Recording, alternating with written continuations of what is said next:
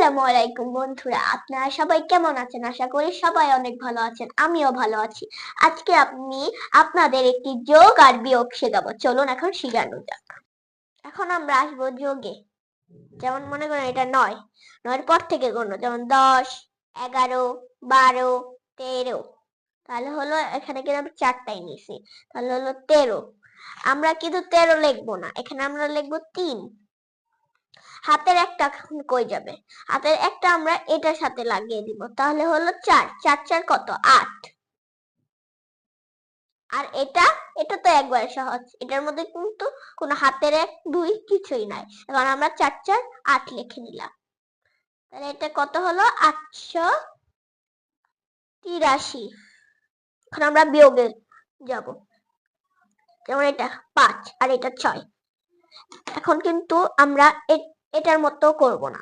যেমন মনে করেন এটা হলো 5, আমরা কিন্তু 5 নিব না, কারণ 6 কি 5 এর সাথে আমরা বিয়োগ করতে পারবো না। এখন তাহলে এইটাকে আমরা 15 নিব।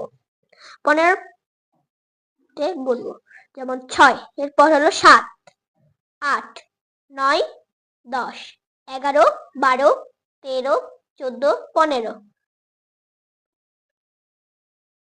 9 লিখে নিচ্ছি।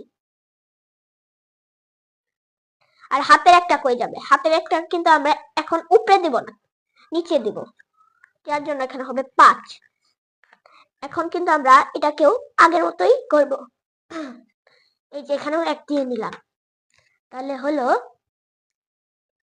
5 এর পর থেকে 6, 7, 8, 9, 10, 11, 12, তাহলে হলো 6। এখন আমরা এখানে 6 লিখে দিলাম। আবার থাকলো হাতের 1, এখন আমরা এখানে দিয়ে দিলাম, তাহলে হলো 3। এখন আমরা এখানে 3 বাদ দিলাম, তাহলে হবে 5।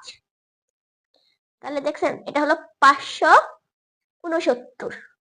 ধন্যবাদ।